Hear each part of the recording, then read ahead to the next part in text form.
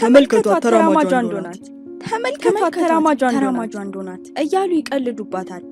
ዛሬ ስለዚች ወፍራም ልዕልት ታሪክ እናወራለን። በአንድ ወቅት ኦፊቬላ በተባለች ግዛት ውስጥ ትኖር የነበረች የአንድ ደገኛ ንጉስ ሁጎ የተባለ ንጉስ ልጅ ነበረች። ንጉሱ ሁጎ ደገኛ፣ ከሁሉም ጋር ተግባቢ ነበረ። ንጉሱ አንዲት ሴት ልጅ ብቻ ነበረችው። የልዕልቷ ስም ልዕልት ማቲልዳ ይባል ነበር።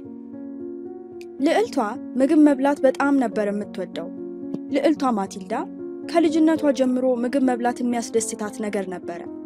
የዕድሜ ጓደኞቿ አባሮሽ፣ አኩኩሉ በቤተ መንግስቱ ሲጫወቱ፣ የልዕልቷ ማቲልዳ መገኛ ግን ኩሽና ከመሶብ ጎን እየበላሽ ነበረ። ማቲልዳ የት ናት ተብሎ ስትፈለግ በጉንጭና በጉንጮቿ ጣፋጭ ይዛ ነበር የምትገኘው። ነገር ግን ሁለተኛ ደረጃ ትምህርት ስትገባ ለልዕልቷ ማቲልዳ ነገሮች ይከብዱባት ጀመር። ንጉሱ አባቷ በግዛቱ አቅራቢያ ከሚገኝ ወደ አንድ ትምህርት ቤት ይልካታል። ነገሮች ታዲያ ለልዕልቷ መክበድ የጀመሩት ከዚህን ወዲህ ነው።